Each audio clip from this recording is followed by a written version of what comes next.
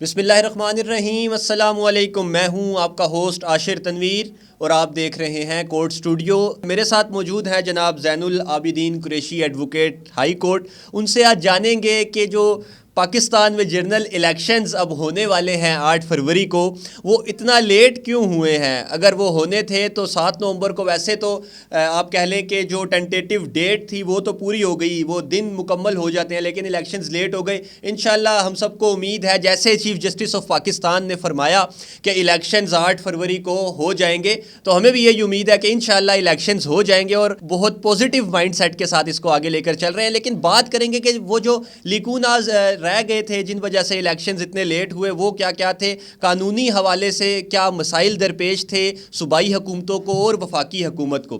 अस्सलाम वालेकुम सर। वालेकुम अस्सलाम। बहुत शुक्रिया जैन साहब, आपने टाइम दिया। सबसे पहले बताइएगा सर कि खुशी है आपको इलेक्शंस के डेट के इनकाद जो हो रही है। बिस्मिल्लाहिर्रहमानिर्रहीम।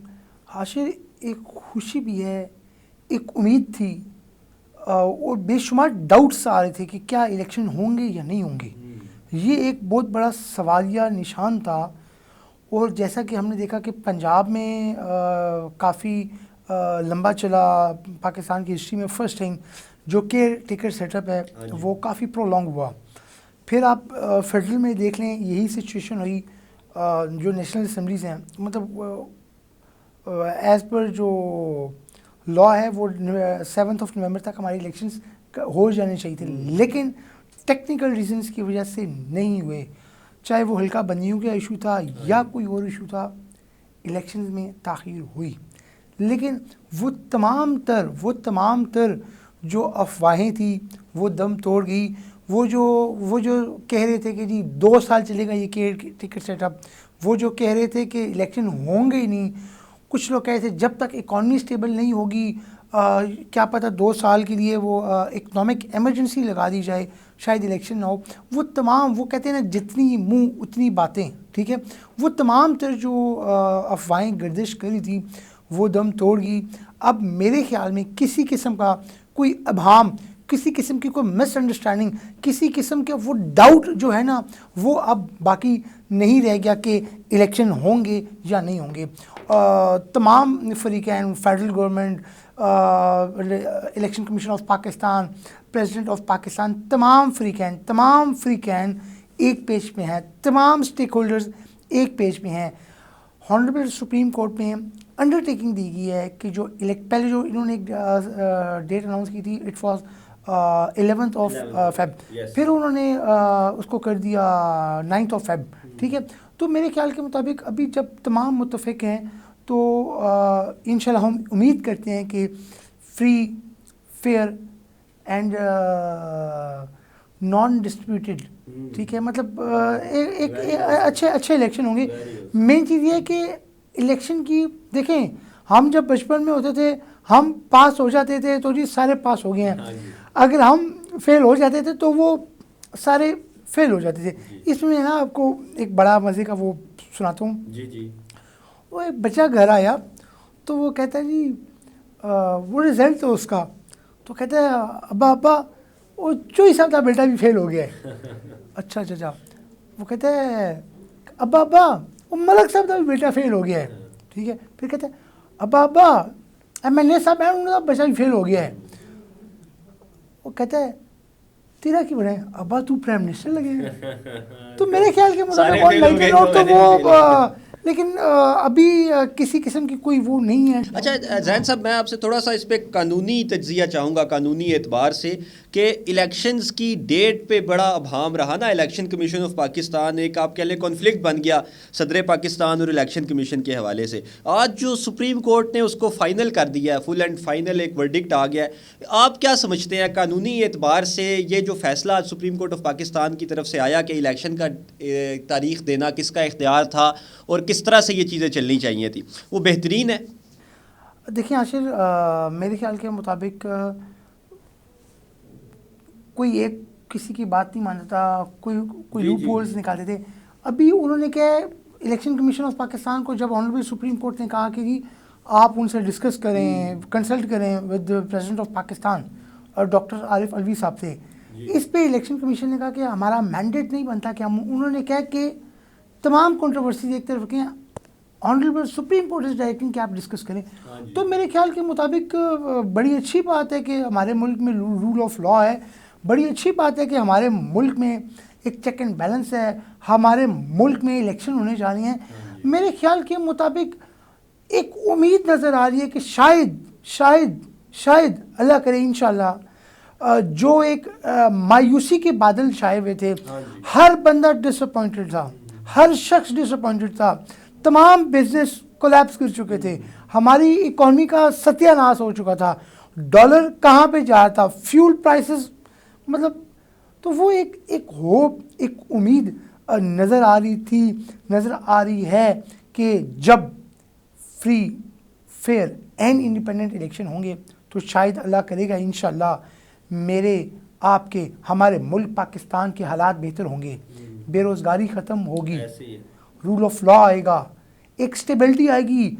जब हमारे मुल्क में असेंबलीज नहीं थी तो एक इंस्टेबिलिटी की पोजीशन थी, किसी को पता ही नहीं थी कि क्या हो रहा है, कौन चला रहा है। अभी एक अवाम को, एक पब्लिक को उम्मीद है कि जी we will elect our representative, हम अपना वज़ीर-ए-आज़म खुद चूज़ करेंगे, हम अपने MNAs MPs खुद चूज़ करेंगे।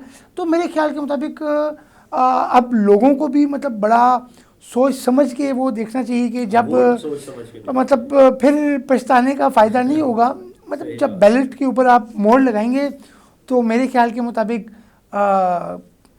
करैक्टर परफॉर्मेंस के ऊपर ज़्यादा फोकस करना है, किसने क्या डिलीवर किया है, नारों वादों वहीदों पे नहीं।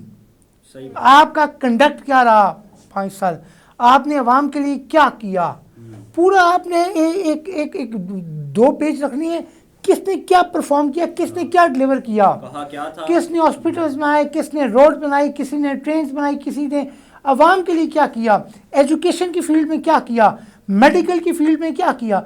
तो मेरे ख्याल के मुताबिक आप ये ना देखें कि ये फ़लाने का चाचा है तो फ़लाने का ताया है तो फ़लाने का मामा है। मेरे ख्याल के मुताबिक अगर आप अपना मुस्तकबिल, अगर आप अपने बच्चों का मुस्तकबिल देख के वोट देंगे तो शायद आप कभी गलती नहीं करेंगे। हाँ, अगर आप दोस्तियाँ रिश्तेदारियाँ पालेंगे तो उसके बाद फिर यही सिचुएशन। अच्छा जैन साहब, अब बात उस तरफ चली गई है, इलेक्शन कैंपेन का जो मरहला अब शुरू होगा पाकिस्तान में, अब इलेक्शन कैंपेन सारी सियासी पार्टीज़ जो है ना अब वो कैंपेन शुरू कर देंगी, हर कैंडिडेट की कोशिश होगी कि मैं ज़्यादा बेहतर से बेहतर कैंपेन करूं। इसका जो ज़ाब्ता इखलाक होता है कैंपेन का, उसको फॉलो नहीं किया जाता पाकिस्तान में। मिसाल के तौर पर अगर कहा जाता है supreme court election commission of Pakistan की तरफ से कि इतनी आप कह लें कि अमाउंट है वो आपने खर्च करनी है, और वो अमाउंट तो मेरा ख्याल कहीं बहुत पीछे रह जाती है, बहुत आगे लोग निकल जाते हैं। कानूनी हवाले से मुझे बताएं कि क्या कोई तरीक़ाकार है उन लोगों को आप कह लें कि स्ट्रिकेंट करने का, कि आप उनको जो है ना रोक सकें, उन्हें कहें कि इलेक्शन कैंपेन में आप ज़्यादा खर्चा नहीं कर सकते, या उसे कानून के मुताबिक आप किस तरह चला सकते हैं? देखिए आशिर, अभी मतलब जो लास्ट टाइम इलेक्शन हुए थे आज से 5 साल पहले 2018 में, उसमें उन्होंने मतलब बड़ी पॉलिसीज़ बनाई थी कि 50 लाख से ऊपर आप खर्चा नहीं कर सकेंगे, पैनाफ्लेक्स का साइज़ ये होगा, पम्फलेट्स का साइज़ ये होगा। उन्होंने हाँ बिल बोर्ड्स नहीं करे, डूज एंड डोंट्स के बारे में इलेक्शन कमीशन ऑफ पाकिस्तान ने बड़ा क्लियरली बता दिया था। लेकिन वायलेशंस होती है, उसमें चाहने वाले होते हैं, सपोर्टर्स होते हैं, ठीक है, फाइनेंसर्स होते हैं। तो वो मेरे ख्याल के मुताबिक वो चीज़ फिर अगर कोई बंदा खुद भी करे तो बोल देगा यार फलाने ने किया, अब मतलब मेरा उसमें कोई नहीं है। तो इसमें मतलब इस दफ़ा मेरे ख्याल के मुताबिक इलेक्शन कमीशन ऑफ पाकिस्तान ज़्यादा इंडिपेंडेंट हुआ है, मतलब ज़्यादा उन्होंने वो चीज़ की है।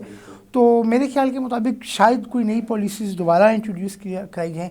और आपने बात की आशिर इलेक्शन कैंपेन के हवाले से जी, इस दफ़ा का जो इलेक्शन होगा वो माजी के इलेक्शंस और माजी की इलेक्शन कैंपेन जैसा नहीं होगा। अच्छा, हम लोगों में अदम बर्दाश्त ख़त्म हो गई है। हम लोग तब्दीली अब बुलेट से लाना चाहते हैं, बैलेट से नहीं।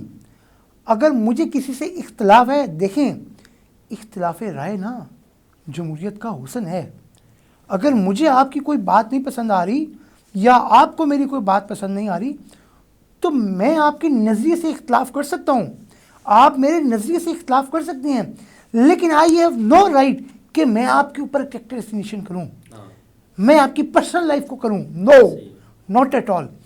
तो अभी जो इलेक्शन आ रहा है, नफरत, बदतमीजी, बद अखलाकी, बद तहजीबी, मतलब अभी जो रिसेंटली ये 21 तारीख को साबिक वज़ीर आज़म साहब आए, सोशल मीडिया पे बेशुमार वीडियोस देखे, क्लिप्स देखे, जिनमें बैनर्स उतारे जा रहे हैं, सप्रेज किया जा रहा है।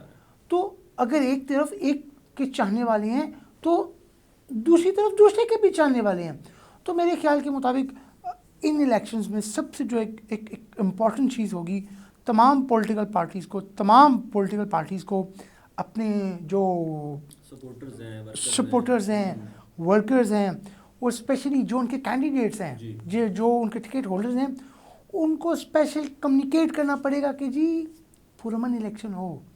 माँ देखें, आप किसी का बैनर उतारेंगे, हो सकता है वो कैंडिडेट खुद खामोश रहे, लेकिन जो सपोर्टर्स होते हैं वो तो जुनून की हद तक पागल होती हैं। मतलब वो हम लोग तो वो जब नफरत करते हैं तो हम बहुत आगे निकल जाते हैं, मोहब्बत करते हैं तो हम बहुत आगे निकल जाते हैं। तो मेरे ख्याल के मुताबिक अदम बर्दाश्त हमें ख़त्म हो गया है। हम लोग किसी को देख नहीं सकते। देखिए, इख्तलाफ करिए ना, मुझे ये लीडर नहीं पसंद, ठीक है नहीं पसंद, भाई तुम वोट ना दो, ठीक है। अब मुझे लीडर पसंद नहीं है, मैं उसको चोर करने लग जाऊँ, नो। मेरे ख्याल के मुताबिक इखलाकियात के दामन को, इखलाकियात के ऊपर बड़ा फोकस करना है, किरदार को आपने देखना है। आपने किसी के ऊपर पर्सनल वो नहीं करना, पर्सनल टैक्स नहीं करने। भाई बोल दो उसने 5 साल डिलीवर नहीं किया, बोल दो कि वो 5 साल आवाम से गायब रहे, बोल दो उसने करप्शन की है, लेकिन हर चीज़ अपनी लिमिट्स, अपनी बाउंड्रीज में अच्छी लगती है। जो चीज़ लिमिट्स और बाउंड्री से एक्सीड करती है तो फिर वो उस चीज़ का वो मज़ा नहीं। अच्छा जैन साहब, बात अब निकल गई है, अब आगे चली गई है, तो मेरा अब आपसे आखिरी सवाल इस प्रोग्राम में ये होगा कि ऑर्डर की एग्जीक्यूशन पाकिस्तान में बड़ा मसला है। कोई भी ऑर्डर हो जाता है वो एग्जीक्यूट नहीं होता। हमारे पास बहुत से ऐसे फैसले हैं, हायर अपर कोर्ट्स के भी हैं, अपेक्स कोर्ट के भी हैं, कि इम्प्लीमेंट वो ऑर्डर नहीं हो पाता। ठीक है, तो इसकी क्या वजूहात होती हैं कि मतलब एग्जीक्यूशन करने के लिए जो अथॉरिटीज़ होती हैं वो उसको उस तरह से परफॉर्म नहीं कर पाती, उनके पास वो पावर्स नहीं होती कि वो उसे परफॉर्म करें, बजट का इशू होता है, मतलब इश्यूज़ क्या होते हैं एग्जीक्यूशन के? आपने दरिया को कूजे में बंद कर दिया है। आपके कहने का मतलब है कि जो ऑनरेबल सुप्रीम कोर्ट का जो डिसीजन आया, क्या उसके ऊपर इम्प्लीमेंट होगा या नहीं होगा? डेफिनेटली होगा। सही, तमाम स्टेक होल्डर्स ने अंडरटेकिंग दी है सुप्रीम कोर्ट में। लास्टली जो हुआ कि जो 14 मई को पंजाब में और बाकी प्रोविंसेस में इलेक्शन होना था, वो क्यों नहीं हुआ? From the day first election commission वो सेइंग कि हमारी तैयारी नहीं है। इलेक्शन कमीशन कहता है हमारे पास पैसे नहीं है, हमारे पास फाइनेंस नहीं है। सबका चीफ जस्टिस साहब ने बड़ी कोशिश की कि इलेक्शन हो जाए, जो कि होना भी चाहिए था। एक कॉन्स्टिट्यूशनल प्रोसेस है। देखें, जो मर्जी जीते, जो मर्जी हारे, constitution of Pakistan is the supreme law of land. Election time पे हो जाने चाहिए थे, ये नहीं देखना कि कौन जीतता है। तो इस दफ़ा एग्जीक्यूशन होगी, ज़रूर होगी जी, इंशाल्लाह। किसी किस्म का कोई डाउट नहीं होना चाहिए, क्योंकि election commission is ready to conduct the election. आपकी जो केयर टेकर गवर्नमेंट है, they are legally bound. Caretaker government, prime minister Kakar साहब भी कई दफ़ा कैटेगोरिकली ऑन द रिकॉर्ड कह चुके हैं कि इलेक्शन कराना इलेक्शन कमीशन ऑफ पाकिस्तान का काम है। हम तो बीच में उनको सपोर्ट करेंगे। बाकी जो हमारी रिस्पॉन्सिबिलिटी है, लॉ एंड ऑर्डर की सिचुएशन है, बाकी जो पोलिंग की सिचुएशन है, उसको हम जो गवर्नमेंट है, जो केयर टेकर गवर्नमेंट है, उन्होंने खाली इंतजाम देखने हैं। जो प्रोसेस, जो प्रोसीजर है, वो तो इलेक्शन कमीशन का काम है to conduct the free, fair and independent election, जिसके ऊपर वो कोर्ट पे स्टेटमेंट दे चुके हैं। तो डेफिनेटली 8 ऑफ फेब को इलेक्शन होगा। 8 फरवरी 2024 को इंशाल्लाह तब्दीली का दिन होगा पाकिस्तान में। हम उम्मीद करते हैं कि इस दफा तब्दीली कोई बेहतर आएगी। अल्लाह करे कि वो तब्दीली आए जो हमारे मुल्क को संवारे, जो हमारे मुल्क से गुर्बत ख़त्म करे, जो हमारे मुल्क की यूथ को उनको फ्यूचर दे। यकीन करें, दुख होता है कि इतनी अच्छी यूनिवर्सिटीज़ में पढ़ के अब बच्चे बाहर जा रहे हैं। बिल्कुल वो 3-4 लोगों से डिस्कस भी, वो कहते हैं इधर हम क्या करें, जॉब नहीं मिल रही, बिजनेस नहीं है। मतलब देखें, एवरीवन हैज राइट कि अपने फ्यूचर के बारे में अच्छा सोचे।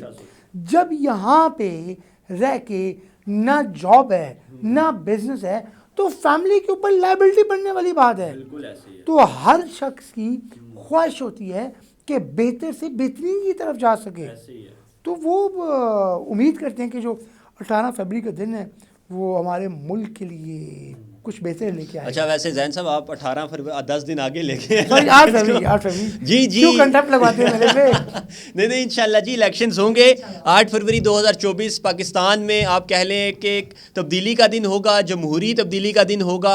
मैं भी इंशाल्लाह वोट कास्ट करूंगा और आपसे भी गुजारिश है, जैन साहब भी इंशाल्लाह वोट कास्ट करने जाएंगे। वोट आपने करती पे देना है। जी जी, ताल्लुकात साथ नहीं देना। नहीं बिल्कुल, कि फलाने ने कह दिया, फलाने ने नहीं, कह दिया। नहीं, देखिए- आपने कंपैरिजन करना है। हाँ जी, आपने देखना है कि किसने डिलीवर किया बिल्कुल है ऐसे ही। और किसने डिलीवर करना है। अच्छा, ये डिलीवरी की भी बात है और आप कह लें कि कानूनी हवाले से भी किसने मामलात के ऊपर कितना अमल दरामद किया, मैं क्योंकि performance वी आर की द बात कर रहा लॉयर्स। हूँ, जी daily जी performance। जी जी, परफॉर्मेंस की बात कर ली। तो क्योंकि वी आर लॉयर्स ना, we are ambassadors of legal system, तो हमें उसको भी देखना होगा और इंशाल्लाह वोट कास्ट करेंगे। पाकिस्तान में एक कानूनी एक स्टेबल गवर्नमेंट आएगी तो ही पाकिस्तान के हालात बेहतर होंगे और हमें ये समझना होगा कि ये हमारा आप कह लें कानूनी ड्यूटी भी है, हम लीगली बाउंड हैं कि हम वोट दें ताकि पाकिस्तान बेहतर हो सके। इसके साथ ही अपने होस्ट आशिर तनवीर को इजाज़त दीजिए। अल्लाह हाफिज़।